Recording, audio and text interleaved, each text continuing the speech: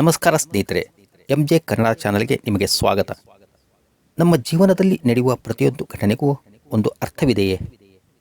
ನಾವು ನಮ್ಮ ಬದುಕಿನ ಶಿಲ್ಪಿಗಳೇ ಅಥವಾ ನಮ್ಮ ಜೀವನದ ದಾರವನ್ನು ನೇಯುವ ಆ ಅಗೋಚರ ಕೈ ಬೇರೆಯೇ ಇದೆಯೇ?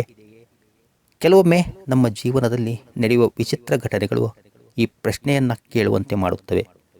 ಇಂದು ನಾವು ಕೇಳಲಿರುವ ಕತೆ ಇಂತಹದ್ದೇ ಒಂದು ರಹಸ್ಯವನ್ನು ಭೇದಿಸಲು ಹೊರಟ ಒಬ್ಬ ಅಸಾಧಾರಣ ಕಲಾವಿದನದು. ಅವನ ಹೆಸರು ವಿಪ್ರ, ಕಾಶಿಯ ಪ್ರಸಿದ್ಧ ನೇಕಾರ. ಅವನಿಗೆ ತನ್ನ ಕಲೆಯ ಮೇಲೆ ಅಪಾರ ನಂಬಿಕೆ, ಅಷ್ಟೇ ಗರ್ವ. ಆದರೆ ಅವನ ಜೀವನದಲ್ಲಿ ನಡೆದ ಒಂದು ಘಟನೆ ಅವನ ನಂಬಿಕೆಯ ಅಡಿಪಾಯವನ್ನೇ ಅಲುಗಾಡಿಸಿಬಿಟ್ಟಿತ್ತು. ಬನ್ನಿ ಆ ಕುತೂಹಲಕಾರಿ ಕಥೆಯನ್ನು ಕೇಳೋಣ. ವಿಪ್ರನ ಕೈಯಲ್ಲಿ ಮ್ಯಾಜಿಕ್ ಇತ್ತು. ಅವನು ನೇಯುವ ರೇಷ್ಮೆ ವಸ್ತ್ರಗಳು ಕೇವಲ ಬಟ್ಟೆಗಳಾಗಿರಲಿಲ್ಲ, ಅವು ಜೀವಂತ ಕಾವ್ಯಗಳಾಗಿದ್ದವು. ಅವನು ತನ್ನ ಯಶಸ್ಸಿಗೆ ತನ್ನ ಪರಿಶ್ರಮ ಮತ್ತು ಕೌಶಲ್ಯವೇ ಕಾರಣ ಎಂದು ನಂಬಿದ್ದ. ದೇವರು ಇದ್ದಾನೆ, ಆದರೆ ನನ್ನ ಬದುಕನ್ನು ರೂಪಿಸಿಕೊಳ್ಳುವುದು ನನ್ನ ಕೈಯಲ್ಲೇ ಇದೆ ಎಂಬುದು ಅವನ ನಿಲುವಾಗಿತ್ತು. ಆ ವರ್ಷ ರಾಜಕುಮಾರಿಯ ವಿವಾಹಕ್ಕಾಗಿ ಒಂದು ವಿಶೇಷವಾದ ವಸ್ತ್ರವನ್ನು ನೇಯುವ ಅವಕಾಶ ವಿಪ್ರನಿಗೆ ಸಿಕ್ಕಿತ್ತು. ತನ್ನ ಜೀವನದ ಶ್ರೇಷ್ಠ ಕಲಾಕೃತಿಯನ್ನು ರಚಿಸಲು ಅವನು ಸಂಕಲ್ಪ ಮಾಡಿದ. ಚಿನ್ನ ಮತ್ತು ಬೆಳ್ಳಿಯ ಎಳೆಗಳನ್ನು ಬಳಸಿ ಶಿವ ಪಾರ್ವತಿ ಕಲ್ಯಾಣದ ಕಥೆಯನ್ನೇ ಆ ವಸ್ತ್ರದ ಮೇಲೆ ಮೂಡಿಸಲು ಆರಂಭಿಸಿದ. ಆದರೆ ಅವನು ಈ ಕೆಲಸವನ್ನು ಆರಂಭಿಸಿದ ದಿನದಿಂದ ಒಂದು ವಿಚಿತ್ರ ಘಟನೆ ನಡೆಯಲಾರಂಭಿಸಿತು. ಪ್ರತಿದಿನ ಮಧ್ಯಾಹ್ನ ಒಬ್ಬ ವಯಸ್ಸಾದ ಅವಧೂತನು ಅವನ ಅಂಗಡಿಯ ಮುಂದೆ ಬಂದು ನಿಲ್ಲುತ್ತಿದ್ದ. ಅವನು ಏನನ್ನೂ ಕೇಳುತ್ತಿರಲಿಲ್ಲ, ಏನನ್ನೂ ಮಾತಾಡುತ್ತಿರಲಿಲ್ಲ. ಕೇವಲ ವಿಪ್ರ ನೇಯುವುದನ್ನು 1 ಗಂಟೆಗಳ ಕಾಲ ನೋಡುತ್ತಾ ನಿಲ್ಲುತ್ತಿದ್ದ. ನಂತರ ಅವನ ಮುಖದಲ್ಲಿ ಒಂದು ವಿಚಿತ್ರವಾದ ರಹಸ್ಯಮಯವಾದ ನಗೆ ಬೀರಿ ಏನೂ ಹೇಳದೆ ಹೊರಟು ಹೋಗುತ್ತಿದ್ದ. ಮೊದಮೊದಲು ವಿಪ್ರ ಆತನನ್ನು ನಿರ್ಲಕ್ಷಿಸಿದ. ಆದರೆ ದಿನ ಕಳೆದಂತೆ ಅವನಿಗೆ ಆ ಅವಧೂತನ ನೋಟ ಮತ್ತು ನಗು ಚುಚ್ಚಲಾರಂಭಿಸಿತು. ಯಾರಿವನು? ನನ್ನ ಕಲೆಯನ್ನು ನೋಡಿ ಅಣಕಿಸುತ್ತಿದ್ದಾನೆಯೇ? ಇವನಿಗೆ ನನ್ನ ಯಶಸ್ಸು ಕಂಡು ಹೊಟ್ಟೆ ಕಿಚ್ಚೆ ಎಂದು ವಿಪ್ರನ ಮನಸ್ಸಿನಲ್ಲಿ ಅನುಮಾನದ ಹುಳುಗಳು ಹುಟ್ಟಿಕೊಂಡವು. ಅಂತಿಮವಾಗಿ 1 ವರ್ಷದ ಕಠಿಣ ಪರಿಶ್ರಮದ ನಂತರ ಆ ದಿವ್ಯ ವಸ್ತ್ರ ಸಿದ್ಧವಾಯಿತು. ಅದರ ಸೌಂದರ್ಯವನ್ನು ಕಂಡು ವಿಪ್ರನೇ ಮೂಕ ವಿಸ್ಮಿತನಾದ. ಇದು ನನ್ನ ಜೀವನದ ಶ್ರೇಷ್ಠ ಕೃತಿ ಎಂದುಕೊಂಡು ಅದರ ಕೊನೆಯ ಎಳೆಯನ್ನು ಜೋಡಿಸಲು ಮುಂದಾದ. ಸರಿಯಾಗಿ ಅದೇ ಸಮಯಕ್ಕೆ ಆ ಅವಧೂತ ಅಂಗಡಿಯ ಒಳಗೆ ಬಂದ. ಈ ಬಾರಿ ಅವನು ಹೊರಗೆ ನಿಲ್ಲಲಿಲ್ಲ, ನೇರವಾಗಿ ಆ ಅದ್ಭುತ ವಸ್ತ್ರದ ಬಳಿ ಬಂದು ನಿಂತ. ವಿಪ್ರನಿಗೆ ಸಿಟ್ಟು ನೆತ್ತಿಗೇರಿತು. ಏನು ಬೇಕೋ ನಿನಗೆ ಎಂದು ಕೂಗಿದ. ಆ ಅವಧೂತ ಏನೂ ಮಾತನಾಡಲಿಲ್ಲ. ತನ್ನ ನಡುಗುವ ಬೆರಳುಗಳಿಂದ ಆ ವಸ್ತ್ರದ ಒಂದು ಚಿನ್ನದ ಎಳೆಯನ್ನು ಹಿಡಿದು ಮೆಲ್ಲಗೆ ಎಳೆದ. ಒಂದು ಕ್ಷಣ, ಕೇವಲ ಒಂದೇ ಒಂದು ಕ್ಷಣದಲ್ಲಿ 1 ವರ್ಷದ ಪರಿಶ್ರಮ, ಸಾವಿರಾರು ಚಿನ್ನದ ಎಳೆಗಳಿಂದ ಕೂಡಿದ ಆ ದಿವ್ಯ ವಸ್ತ್ರ ಸಂಪೂರ್ಣವಾಗಿ ಬಿಚ್ಚಿಕೊಂಡು ಕೇವಲ ಬಣ್ಣ ಬಣ್ಣದ ದಾರಗಳ ರಾಶಿಯಾಗಿ ವಿಪ್ರನ ಕಾಲ್ಕೆಳಗೆ ಬಿತ್ತು. ವಿಪ್ರನಿಗೆ ತನ್ನ ಕಣ್ಣುಗಳನ್ನೇ ನಂಬಲಾಗಲಿಲ್ಲ. ಅವನ ಜಗತ್ತೇ ತಲೆಕೆಳಗಾಗಿತ್ತು. ಅವನು ಕಿರಿಚಿದ, ಅತ್ತ. ಆದರೆ ಆ ಅವಧೂತ ಎಂದಿನಂತೆ ಅದೇ ರಹಸ್ಯಮಯ ನಗೆಯನ್ನು ಬೀರಿ ಅಲ್ಲಿಂದ ಹೊರಟು ಹೋಗಿದ್ದ. ವಿಪ್ರನ ಜೀವನವೇ ನಾಶವಾಗಿತ್ತು. ರಾಜನ ಕೋಪಕ್ಕೆ ಗುರಿಯಾದ. ತನ್ನೆಲ್ಲ ಸಂಪತ್ತನ್ನು ಕಳೆದುಕೊಂಡ. ಅವನ ಗೌರವ ಮಣ್ಣು ಪಾಲಾಗಿತ್ತು. ಅವನ ಮನಸ್ಸಿನಲ್ಲಿ ಒಂದೇ ಒಂದು ಪ್ರಶ್ನೆ: ಯಾಕೆ? ನಾನೇನು ತಪ್ಪು ಮಾಡಿದ್ದೆ? ಯಾರು ಆ ವ್ಯಕ್ತಿ? ಅವನನ್ನು ಹುಡುಕಿಯೇ ಉತ್ತರ ಪಡೆಯಲೇಬೇಕು ಎಂದು ನಿರ್ಧರಿಸಿ ಹುಚ್ಚನಂತೆ ಅವನನ್ನು ಹುಡುಕಲು ಹೊರಟ. ಕಾಶಿಯ ಗಲ್ಲಿಗಳಲ್ಲಿ, ಘಟ್ಟಗಳಲ್ಲಿ, ಸ್ಮಶಾನಗಳಲ್ಲಿ ಅಲೆದ. ಸಿಕ್ಕ ಸಾಧು ಸಂತರನ್ನೆಲ್ಲ ವಿಚಾರಿಸಿದ. ಕೆಲವರು ಹೌದು, ಅಂಥ ಒಬ್ಬನನ್ನು ನೋಡಿದ್ದೇವೆ, ಅವನು ಕಾಲಾತೀತನಂತೆ ಕಾಣುತ್ತಾನೆ ಎಂದರು. ಮತ್ತೆ ಕೆಲವರು ಅವನು ಮಾನವನೇ ಅಲ್ಲ, ಅವನ ಕಣ್ಣುಗಳಲ್ಲಿ ಸೃಷ್ಟಿಯ ರಹಸ್ಯವೇ ಅಡಗಿದೆ ಎಂದರು. ಈ ಮಾತುಗಳು ವಿಪ್ರನ ಕುತೂಹಲ ಮತ್ತು ಭಯವನ್ನು ಇನ್ನಷ್ಟು ಹೆಚ್ಚಿಸಿದವು.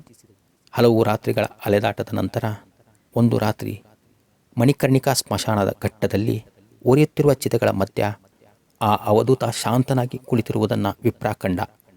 ಅವನ ಕೋಪದ ಕಟ್ಟೆ ಒಡೆಯಿತು. ವಿಪ್ರ ಕಿರುಚುತ್ತಾ, ಸಿಕ್ಕಿಬಿದ್ದೆಯಾ? ಯಾರು ನೀನು? ನನ್ನ ಜೀವನವನ್ನು ಏಕೆ ನಾಶ ಮಾಡಿದೆ? ಉತ್ತರ ಕೊಡು ಎಂದ. ಆ ಅವಧೂತನು ಕಣ್ಣು ತೆರೆದ. ಈ ಬಾರಿ ಅವನ ಮುಖದಲ್ಲಿ ನಗೆ ಇರಲಿಲ್ಲ, ಬದಲಾಗಿ ಅಪಾರವಾದ ಕರುಣೆ ಇತ್ತು. ಅವನು ಮೌನವಾಗಿ ಎದ್ದು ನಿಂತು ವಿಪ್ರನ ಹಣೆ ಮುಟ್ಟಿದ. ಅವಧೂತನು ಮುಟ್ಟಿದ ತಕ್ಷಣ ವಿಪ್ರನ ಸುತ್ತಲಿನ ಪ್ರಪಂಚ ಮಾಯವಾಯಿತು. ಅವನು ಕಾಲ ಮತ್ತು ದೇಶಗಳ ಆಚೆ ಬ್ರಹ್ಮಾಂಡದ ಮಧ್ಯದಲ್ಲಿ ನಿಂತಿದ್ದ. ಅವನ ಮುಂದೆ ಕೋಟ್ಯಾಂತರ ನಕ್ಷತ್ರಗಳೇ ದಾರಗಳಂತಿರುವ ಒಂದು ಬೃಹತ್ ದೈವಿಕ ಮಗ್ಗವಿತ್ತು. ಅದರಲ್ಲಿ ಪ್ರತಿಯೊಂದು ಜೀವಿಯ ಜೀವನದ ದಾರವು ನೇಯಲ್ಪಡುತ್ತಿತ್ತು. ಹುಟ್ಟು, ಸಾವು, ಸುಖ, ದುಃಖ ಎಲ್ಲವೂ. ಆ ಮಗ್ಗವನ್ನು ನಡೆಸುತ್ತಿದ್ದವನು ಬೇರ್ಯಾರೂ ಅಲ್ಲ, ಸಾಕ್ಷಾತ್ ಮಹಾಕಾಲನ ರೂಪದಲ್ಲಿದ್ದ ಆ ಅವಧೂತ, ಆ ಶಿವ. ಶಿವ ನುಡಿದ, ವಿಪ್ರ, ನೀನು ಸಣ್ಣ ಮಗ್ಗದಲ್ಲಿ ಒಂದು ವಸ್ತ್ರವನ್ನು ನೇಯುತ್ತಿದ್ದೆ. ನಾನು ಈ ಬ್ರಹ್ಮಾಂಡದ ಮಗ್ಗದಲ್ಲಿ ಕೋಟ್ಯಾಂತರ ಜೀವಗಳ ಭಾಗ್ಯವನ್ನು ನೇಯುತ್ತಿದ್ದೇನೆ. ಬಾ, ನಿನ್ನ ವಸ್ತ್ರದ ಕಥೆಯನ್ನು ನಿನಗೆ ತೋರಿಸುತ್ತೇನೆ. ಶಿವನು ವಿಪ್ರನಿಗೆ ಭವಿಷ್ಯವನ್ನು ತೋರಿಸಿದ. ರಾಜಕುಮಾರಿಯು ವಿಪ್ರ ನೇಯ್ದ ಆ ದಿವ್ಯ ವಸ್ತ್ರವನ್ನು ಧರಿಸಿ ಮದುವೆಯ ಮಂಟಪದಲ್ಲಿ ಕುಳಿತಿರುತ್ತಾಳೆ. ಅವಳಿಗೆ ಉಡುಗೊರೆಯಾಗಿ ಬಂದ ಹೂವಿನ ಬುಟ್ಟಿಯಲ್ಲಿ ಅಡಗಿದ್ದ ಹಾವು ಕಚ್ಚುತ್ತದೆ. ವಸ್ತ್ರದಲ್ಲಿದ್ದ ಚಿನ್ನದ ಎಳೆಗಳು ವಿಷವನ್ನು ಶೀಘ್ರವಾಗಿ ದೇಹದಾದ್ಯಂತ ಹರಡಿ ಅವಳು ತಕ್ಷಣ ಪ್ರಾಣ ಬಿಡುತ್ತಾಳೆ. ಎರಡೂ ರಾಜ್ಯಗಳ ನಡುವೆ ಯುದ್ಧ ಆರಂಭವಾಗುತ್ತದೆ. ಈ ದೃಶ್ಯಾವಳಿಗಳ ವೀಕ್ಷಣೆಯ ನಡುವೆ ಶಿವ, ನೋಡು ವಿಪ್ರ, ನಿನ್ನ ವಸ್ತ್ರವು ಪೂರ್ಣಗೊಂಡಿದ್ದರೆ ರಾಜಕುಮಾರಿ ಅದನ್ನು ಧರಿಸುತ್ತಿದ್ದಳು. ಆದರೆ ಅವಳ ವಿಧಿಯಲ್ಲಿ ಆ ದಿನ ಅವಳಿಗೆ ಹಾವಿನಿಂದ ಮೃತ್ಯು ಬರೆಯಲ್ಪಟ್ಟಿತ್ತು. ನಿನ್ನ ವಸ್ತ್ರದಲ್ಲಿದ್ದ ಚಿನ್ನದ ಎಳೆಗಳು ವಿಷವು ಅವಳ ದೇಹವನ್ನು ಕ್ಷಣ ಮಾತ್ರದಲ್ಲಿ ವ್ಯಾಪಿಸಲು ಸಹಾಯ ಮಾಡುತ್ತಿದ್ದವು. ಅವಳ ಸಾವಿನಿಂದ ಎರಡೂ ರಾಜ್ಯಗಳ ನಡುವೆ ಘೋರ ಯುದ್ಧವಾಗಿ ಸಾವಿರಾರು ನಿರ್ದೋಷಿಗಳ ಪ್ರಾಣ ಹೋಗುತ್ತಿತ್ತು. ನಾನು ನಿನ್ನ ಒಂದು ವಸ್ತ್ರವನ್ನು ಬಿಚ್ಚಿದೆ, ಏಕೆಂದರೆ ಈ ಬ್ರಹ್ಮಾಂಡದ ವಸ್ತ್ರದಲ್ಲಿ ಸಾವಿರಾರು ದಾರಗಳು ಹರಿದು ಹೋಗುವುದನ್ನು ನಾನು ತಪ್ಪಿಸಬೇಕಿತ್ತು. ನಿನ್ನ ದೃಷ್ಟಿಯಲ್ಲಿ ಅದು ನಾಶ, ನನ್ನ ದೃಷ್ಟಿಯಲ್ಲಿ ಅದು ಕರುಣೆ. ನೀನು ನೋಡಿದ್ದು ನಿನ್ನ ಒಂದು ಎಳೆಯನ್ನು, ನಾನು ನೋಡಿದ್ದು ಇಡೀ ವಸ್ತ್ರವನ್ನು. ಆ ದಿವ್ಯ ದರ್ಶನದಿಂದ ವಿಪ್ರನ ಅಹಂಕಾರವೆಲ್ಲವೂ ಭಸ್ಮವಾಯಿತು. ತನ್ನ ಸೀಮಿತ ದೃಷ್ಟಿಗೆ ಕಾಣುವುದು ಎಷ್ಟು ಸ್ವಲ್ಪ ಎಂಬ ಅರಿವು ಅವನಿಗಾಯಿತು. ಆ ಅಗೋಚರ ಕೈಯ ಹಿಂದಿನ ಉದ್ದೇಶವನ್ನು ಅರಿತು ಅವನು ಮಹಾಕಾಲನ ಪಾದಗಳಿಗೆ ಬಿದ್ದು ಕ್ಷಮೆಯಾಚಿಸಿದ. ಅವನು ಮತ್ತೆ ನೇಕಾರನಾದ. ಆದರೆ ಈ ಬಾರಿ ಅವನು ಹೆಮ್ಮೆಗಾಗಿ ನೇಯಲಿಲ್ಲ, ಹಣಕ್ಕಾಗಿ ನೇಯಲಿಲ್ಲ. ಅವನು ತನ್ನ ಪ್ರತಿ ಎಳೆಯನ್ನು ಆ ಮಹಾದೇವನಿಗೆ ಅರ್ಪಣೆಯಾಗಿ ಅವನ ಬ್ರಹ್ಮಾಂಡದ ನೇಯ್ಗೆಯಲ್ಲಿ ತಾನೂ ಒಂದು ಸಣ್ಣ ದಾರ ಎಂಬ ಭಕ್ತಿಯಿಂದ ನೇಯತೊಡಗಿದ. ಅವನ ಜೀವನದಲ್ಲಿ ಮೊದಲಿಗಿಂತಲೂ ಹೆಚ್ಚಿನ ಶಾಂತಿ ಮತ್ತು ಆನಂದ ನೆಲೆಸಿತು. ಕಾಲ ಕಳೆದಂತೆ ವಿಪ್ರನು ಈಗ ವಯಸ್ಸಾದ ಜ್ಞಾನಿಯಾದ ನೇಕಾರ. ಅವನ ಮುಖದಲ್ಲಿ ದಿವ್ಯವಾದ ಶಾಂತಿ. ಅವನು ಯುವ ನೇಕಾರರಿಗೆ ಕಲೆಯನ್ನು ಮಾತ್ರವಲ್ಲ, ಜೀವನದ ತತ್ವವನ್ನು ಹೇಳಿಕೊಡುತ್ತಿದ್ದಾನೆ. ಸ್ನೇಹಿತರೆ, ಈ ಕಥೆಯು ನಿಮಗೆ ಹೇಳುವುದಿಷ್ಟೇ. ನಮ್ಮ ಜೀವನದಲ್ಲಿ ನಡೆಯುವ ಕೆಟ್ಟ ಘಟನೆಗಳನ್ನು ನೋಡಿ ನಾವು ದೇವರನ್ನು ದೂರುತ್ತೇವೆ. ಆದರೆ ಆ ದೈವಿಕ ನೇಯ್ಗೆಯಲ್ಲಿ ನಮ್ಮ ಸೋಲು ಯಾವುದೋ ದೊಡ್ಡ ಗೆಲುವಿಗೆ ಕಾರಣವಾಗಿರಬಹುದು. ನಮ್ಮ ನೋವು ಸಾವಿರಾರು ಜನರ ನಗುವಿಗೆ ದಾರಿಯಾಗಿರಬಹುದು.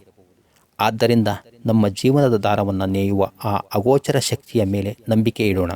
ನಮ್ಮ ಕರ್ತವ್ಯವನ್ನು ಶ್ರದ್ಧೆಯಿಂದ ಮಾಡುತ್ತಾ ಅವನ ವಿನ್ಯಾಸಕ್ಕೆ ನಮ್ಮನ್ನು ನಾವು ಅರ್ಪಿಸಿಕೊಳ್ಳೋಣ. ಈ ರಹಸ್ಯಮಯ ಕತೆ ನಿಮ್ಮ ಚಿಂತನೆಗೆ ಗ್ರಾಸ ನೀಡಿದ್ದರೆ ದಯವಿಟ್ಟು ಈ ವಿಡಿಯೋ ಲೈಕ್ ಮಾಡಿ ಮತ್ತು ನಿಮ್ಮವರೊಂದಿಗೆ ಹಂಚಿಕೊಳ್ಳಿ. ಸದಾ ಇಂತಹ ವಿಡಿಯೋಗಳನ್ನು ವೀಕ್ಷಿಸಲು MJ ಕನ್ನಡ ಚಾನಲನ್ನು ಸಬ್ಸ್ಕ್ರೈಬ್ ಮಾಡಿಕೊಂಡು ಓಂ ನಮಃ ಶಿವಾಯ ಎಂದು ಕಾಮೆಂಟ್ ಮಾಡುವಿರಾಗಿ ಆಶಿಸುತ್ತಾ ಮತ್ತೊಂದು ವಿಡಿಯೋದಲ್ಲಿ ಸಿಗೋಣ. ಧನ್ಯವಾದಗಳು.